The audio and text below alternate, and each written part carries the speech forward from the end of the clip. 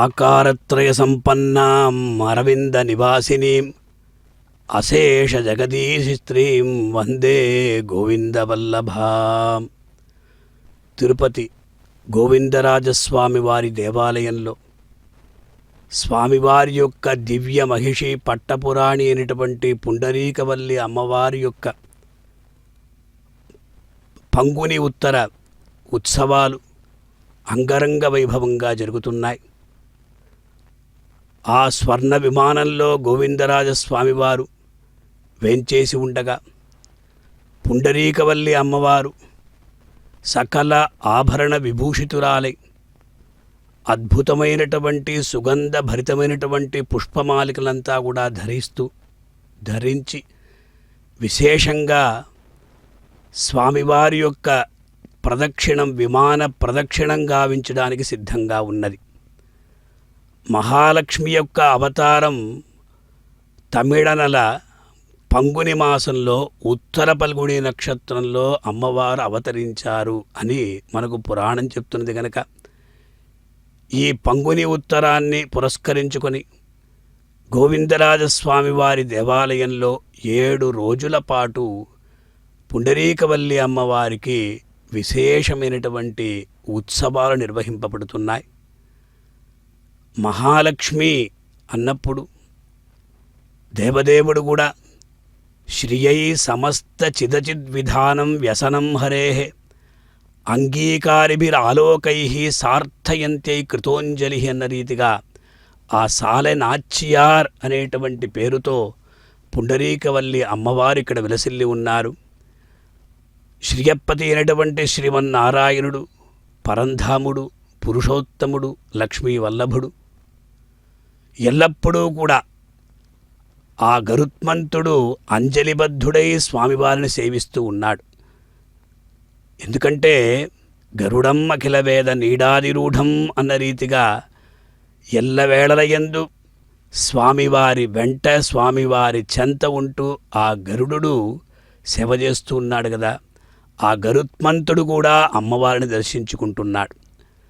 మంగళ హారతులుడు కర్పూర నీరాజనాల్ని అందుకుంటూ ఆ పుండరీకవల్లి అమ్మవారు చిరు మందహాసంతో అందరినీ కూడా అక్కడ అనుగ్రహిస్తూ మెల్లమెల్లగా విమాన ప్రదక్షిణం చేస్తున్నారు. శ్రియై సమస్త చిదచిద్విధానం వ్యసనం హరేః అన్నప్పుడు చిదచిద్విశిష్టం బ్రహ్మ ఏకమేవ తత్వమన్న రీతిగా శ్రీమన్నారాయణుడు ఒక్కడే. శ్రీమన్నారాయణుడు చేసేటువంటి సృష్ట్యాది క్రియలు ఏవైతే ఉంటాయో సృష్టి స్థితి లయ కర్మలు అన్నింటికీ కూడా అమ్మవారి యొక్క అంగీకారం ఉంటుందట. అంచేత విధానం వ్యసనం హరేః అంగీకారిభిరాలోకై అలా ఆ క్రీగంటి చూపులు తన యొక్క వీక్షణములతో స్వామివారికి అంగీకారాన్ని తెలియజేస్తుందట ఆ అమ్మ. అటువంటి అమ్మకు నమస్కారం. సార్థయంత్యై కృతోంజలి అన్నారు. అలా అమ్మవారికి అంజలి ఘటించాలి. ఆ సప్త కలశ శోభితమైనటువంటి గోపురాన్ని మహద్వార గోపురాన్ని స్వామివారి యొక్క ఆ గోపురాన్ని మనం దర్శించుకుంటున్నాం. గోపుర దర్శనం సర్వ పాపహరం సర్వక్షేమకరం కూడా. విశేషంగా పుండరీకవల్లి అమ్మవారికి ప్రతి సంవత్సరం కూడా ఈ పంగుని ఉత్తర ఉత్సవాలు నిర్వహింపబడుతున్నాయి. ఆ ప్రకారంగా ఈనాడు 3వ రోజు 4వ రోజు అమ్మ ఎంతో విశేషంగా కొలువుదీరి అందరినీ కూడా అనుగ్రహిస్తూ ఉన్నది.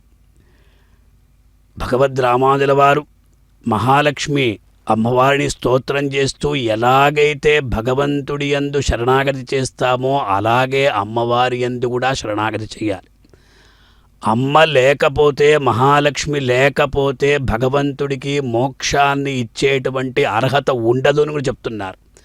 శ్రీమాన్ నారాయణోన పతి అఖిల తను ముక్తిద ముక్తభోగ్య అని వేదాంత దేశికుల వారు చక్కగా శ్రీమాన్నారాయణోన పతి అన్నారు కదా.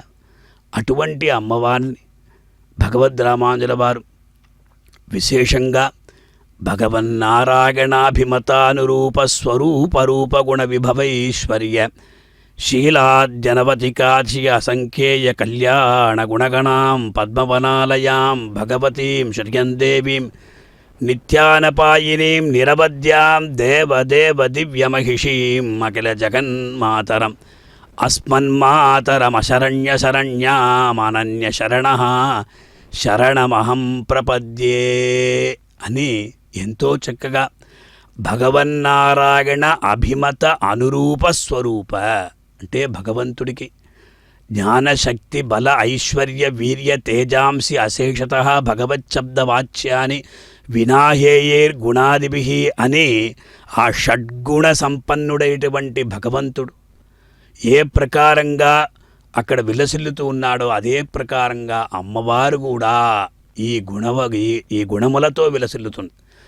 దేశికుల వారు ఒకచోట ఇది నామదయే త్వయా వినా భూతాః, అమ్మా దయా అనేటువంటి గుణం లేకపోతే భగవంతుడికి వృషగిరి గృహమేధి గుణా బోధ బల ఐశ్వర్య వీర్య శక్తిముఖా దోషా భవేయురేతే యది నామదయే త్వయా వినా భూతాః అన్న రీతిగా ఆ దయాగుణాన్ని కలిగి ఉన్నది ఆ మహాతల్లి. ఆ దయాగుణం ఒకవేళ భగవంతుడికి లేకపోతే భగవంతుని యొక్క గుణములంతా కూడా నిష్ఫలములవుతాయిట.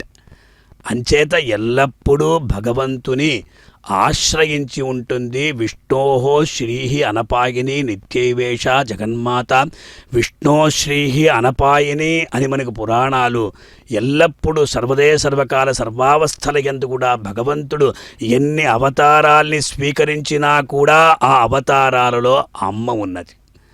మత్స్యావతారాన్ని స్వీకరించాడు ఆ శ్రియప్పతి. ఆ సమయంలో భగవంతుని ఆ మత్స్య రూపంలో ఉన్నటువంటి ఆ చేప యొక్క కళ్ళు ఏవైతే ఉన్నాయో అక్కడ అమ్మ ఉన్నదట. కూర్మావతారంలో స్కంధం పైన ఉన్నదట. ఈ ప్రకారంగా సకల అవతారాలు రాఘవత్వే భవత్సీత రుక్మిణీ కృష్ణ జన్మని అన్న రీతిగా ఆ రామభద్రుడిగా దేవదేవుడు అవతరించాడే అప్పుడు సీతమ్మ అక్కడ వచ్చి అటువంటి పుండరీకవల్లి అమ్మవారిని మనం దర్శించుకుంటూ అమ్మవారి యొక్క అనుగ్రహాన్ని పొందుతూ ఉంటాం.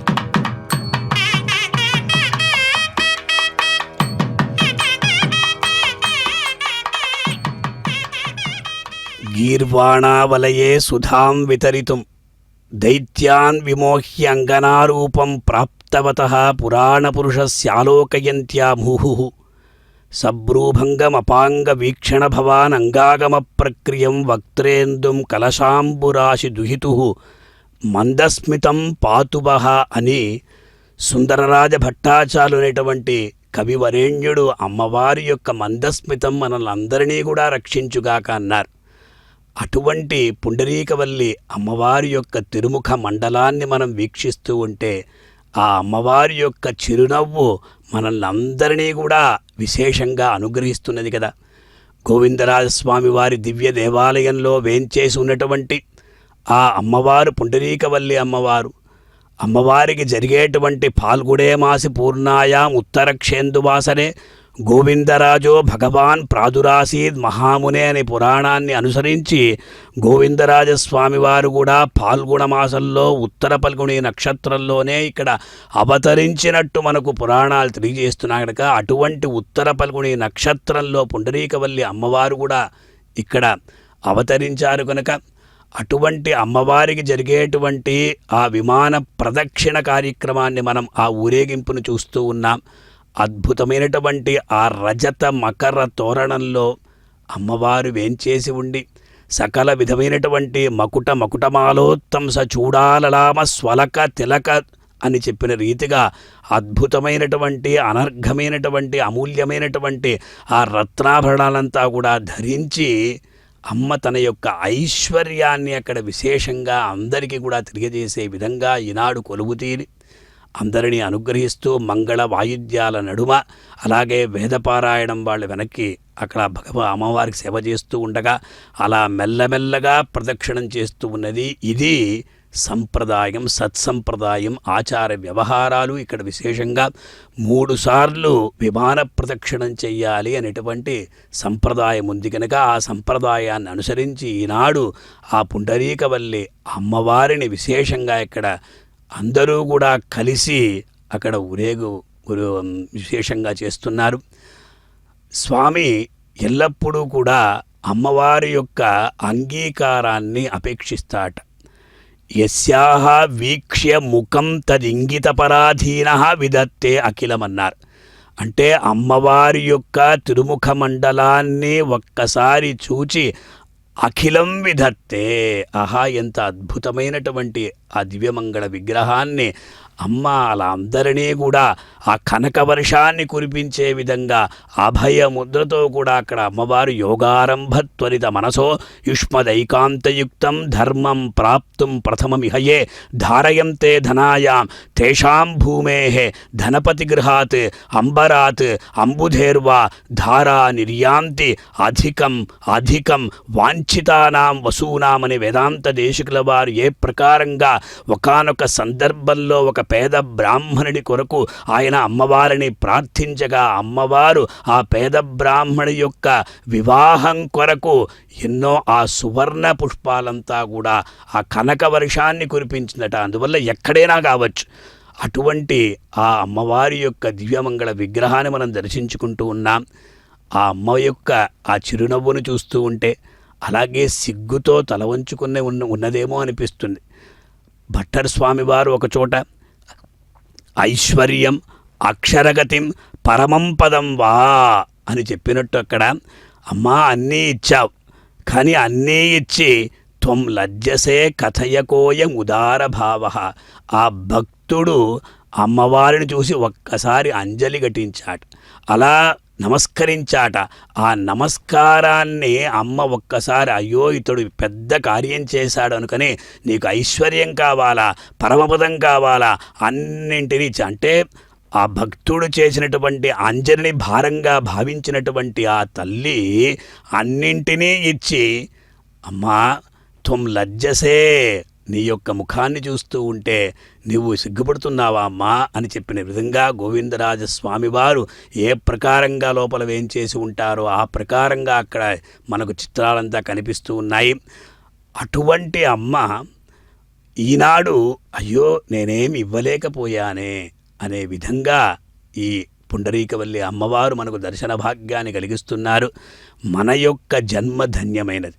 ఎందుకంటే అమ్మవారి కటాక్షం లేనిదే ఏది కూడా జరగదు.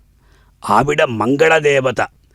అటువంటి మానాతీత ప్రతిత విభవాం మంగళం మంగళానాం వక్షపీఠీం మధువిజయనో భూషయంతీం సుకాంత్యా ప్రత్యక్షానుశ్రవిక మహిమ ప్రార్థినీనాం ప్రజానాం శ్రేయోమూర్తిం శ్రియం అశరణ త్వాం శరణ్యాం ప్రపద్యే అని వేదాంత దేశికుల వారు శ్రీస్థితిలో అమ్మ శ్రేయోమూర్తి ఆవిడ. అంటే అందరికీ కూడా శ్రేయస్సు తప్ప ఇంకేమీ కలిగించదు. సహధర్మచరీం శౌరేహే సమ్మంత్రిత జగద్ధితాం అనుగ్రహమయీం వందే నిత్యం అజ్ఞాత నిగ్రహం అని కూడా చెప్తున్నారు. ఎప్పుడూ కూడా భగవంతుని చెంత ఉండి సహధర్మచరీం శౌరేహే సమ్మంత్రిత జగద్ధితాం అంటే జగత్తు యొక్క ఆ క్షేమం కొరకు ఎల్లప్పుడూ భగవంతునితో ఆవిడ మంత్రాలోచన చేస్తూనే ఉంటుందట. అటువంటి జగద్దితాం అనుగ్రహమయీం అంటే ఆవిడకి ఎప్పుడూ కూడా నిగ్రహం అనేది తెలియదట, అనుగ్రహాన్నే ఇస్తుందట. అందువల్ల అనుగ్రహమూర్తి ఆవిడ, దయామూర్తి ఆవిడ, అనుకంప మూర్తి ఆవిడ, కృపామూర్తి ఆవిడ, కారుణ్య మూర్తి ఆవిడ. అటువంటి అనుగ్రహమయ్యి మందే నిత్యం అజ్ఞాత నిగ్రహం. భక్తులు చేసినటువంటి పాపాలు కూడా ఆవిడికి తెలియదట. దశావతారాలు మనం ఎప్పుడు కూడా స్మరించాలి. భగవంతుడి యొక్క దివ్యమైనటువంటి అవతారాలు కదా. అటువంటి అనుగ్రహ మూర్తిని మనం దర్శించుకుంటూ ఉన్నాం కదా. మన యొక్క జన్మ ధన్యం కదా. ఎందుకంటే ఇటువంటి ఆ సౌభాగ్య లక్ష్మిని దర్శించుకుంటే మన యొక్క జీవితంలో ఎల్లప్పుడూ కూడా సౌభాగ్యమే ఉంటుంది కనుక అటువంటి అమ్మవారి యొక్క దివ్యమైనటువంటి ఊరేగింపు అక్కడ జరుగుతూ ఉండగా మనం ఒక్కసారి ఆ స్తోత్రాలంతా కూడా చెప్పుకుంటూ ఉండాలి. భగవంతుని యొక్క ఆదేశాలు, భగవంతుని యొక్క ఆజ్ఞ. ఆయన ఏం చేస్తారంటే ఆ అమ్మవారి యొక్క అనుగ్రహం పొందినవాడే తన దగ్గరికి రావాలంట. ఎందుకంటే ఆచార్య అనుగ్రహం కావాలి, అమ్మవారి అనుగ్రహం కావాలి, తరువాత అయ్యవారి యొక్క అనుగ్రహం, భగవద్ అనుగ్రహం అనేది ఉంటుందని మనకు శాస్త్రం సంప్రదాయం చెప్తుంది. కనుక అటువంటి ఆకారత్రయ సంపన్నురాలైనటువంటి అమ్మవారిని దర్శించుకుంటున్నా అంటే ఆకారత్రయం అంటే ఏమిటి అన్నారు. అనన్య భోగ్యత్వం, అనన్య శరణత్వం, అనన్యార్హ శేషత్వం. అంటే ఇంక ఎవ్వరికీ కూడా శేషుడుగా ఉండం, అమ్మవారికే అతడు శేషుడుగా ఉంటాడు. అనన్యార్హ భోగ్యత్వం అంటే ఇంక ఎవ్వరినీ కూడా అతడు నమస్కరించడు. అటువంటి ఆ అమ్మవారిని మనం ఆకారత్రయ సంపన్నాం అరవింద నివాసిని పద్మపలాయతాక్షి అన్న రీతిగా ఆ అమ్మవారిని మనం దర్శించుకుంటూ ఉన్నాం కదా. అటువంటి అమ్మను నిత్యం అంటే ఆకారత్రయ సంపన్నాం అరవింద నివాసిని అశేష జగదీశిత్రీం. ఆవిడ సామాన్యురాలు కాదండి. ఈశానాం జగతోస్య వెంకటపతే ఈశ్వరీగం సర్వభూతానాం త్వామిహోపహ్యేశ్రియం అని కదా వేదం చెప్తుంది. అందువల్ల ఆవిడ అశేష నా జగతో విష్ణుపత్ని అని కదా వేదం చెప్తుంది. ఎలాగైతే అతడు జగత్తుకంతా ఈశుడో అదే ప్రకారంగా అమ్మవారు కూడా ఈశానా కదా. అటువంటి అమ్మను అగ్రే భర్తు సరసిజమయే భద్రపీఠే నిషన్నాం అంభోరాశే అధిగత సుధా సంప్లవాదుత్థితాం త్వాం పుష్పాసార స్థగిత భువనై పుష్కలావర్తకాద్యై క్లుప్తారంభా కనకకలశై అభ్యషించన్ గజేంద్రా అనే ఆనాడు అమ్మ ఉద్భవించినటువంటి అవతరించినటువంటి సందర్భంలో భగవంతుడు కూడా చూస్తూ ఉన్నాట. అంటే ఆవిడ క్షీరాబ్ది కన్య కదా. క్షీరాబ్ది కన్యకకు శ్రీ మహాలక్ష్మికి చెప్పిన రీతిగా ఆ పాల కడలి నుండి అమ్మవారు ఎప్పుడైతే పైకి వచ్చారో యయౌ వక్షస్థలం హరేహే అందరూ కూడా చూస్తూ ఉన్నారు. కానీ అందరూ చూస్తూ ఉండగా ఆ నీలమేఘశ్యామ బోలు దేహమువాడు ధవళాబ్జపత్ర నేత్రములవాడు అన్న రీతిగా ఆ భగవంతుని యొక్క వక్షస్థలాన్ని అధిరోహించింది. కనుక ఎప్పుడూ కూడా అమ్మ లేకుండా భగవంతుడు ఉండడు. ఇది శ్రీవైష్ణవ సంప్రదాయం. కనుక అమ్మవారికి, అటువంటి ఆ మహాతల్లికి, జగజ్జననికి, లోకమాతకు ఈ ప్రకారంగా అందరూ కూడా నమస్కరిస్తూ ఉంటారు. యామునాచార్యుల వారు కాంతస్థే పురుషోత్తమ పణిపతి శయ్యాసనం వాహనం వేదాత్మా విహగేశ్వరో యవనికా మాయా జగన్మోహిని బ్రహ్మేశాది సురవ్రజ సతగితస్త్వద్దాసదాసీగణ శ్రీరిత్యేవచ నామతే భగవతి భ్రుమకథం త్వాం యమనే. అమ్మవారికి ఎన్ని పేర్లున్నా కూడా శ్రీ అది ఒక్కటి చాలు. శ్రీ అనే శబ్దానికి అక్కడ సకార రేప ఈకారాలతో ఆవిడ వేదత్రి అన్నమాట. అంటే ఋగ్వేదం, యజుర్వేదం, సామవేదం మూడు కలిసినటువంటి మూర్తి కనుక శ్రీహి అన్నారు. అది మాత్రం కాదు, శ్రీ శబ్దానికి 6 రకాలైన వ్యుత్పత్తులు మనకు పూర్వాచార్యులు తెలియజేస్తున్నారు. శ్రీహి అంటే ఆవిడ భక్తుల యొక్క మొరలను వింటుంది. ఆవిడ శ్రీ శృణోతీతి శ్రీ, శ్రావయతిథి శ్రీ అంటే భక్తుల యొక్క మొరలను అంతటి కూడా ఆవిడ విని భగవంతుడికి వినిపిస్తుందట. ఈ ప్రకారంగా ఆవిడ శ్రీ అయినటువంటి ఆ విశేషమైనటువంటి పుండరీకవల్లి యొక్క అమ్మవారిని మనం దర్శించుకుంటూ ఉన్నాం కదా. మెల్లమెల్లగా ఆ 3 ప్రదక్షిణాలు గావిస్తూ ధ్వజస్తంభం దగ్గరికి అలా వచ్చి ఆ గోవిందరాజస్వామి వారు లోపల వేంచేసి ఉన్నారు. ఆ స్వామిని కూడా అలా దర్శించుకుంటూ స్వామివారి యొక్క అనుమతితో తన యొక్క వైభవాన్ని ఆవిడ విశేషంగా తెలియజేసుకుంటూ ఉన్నది.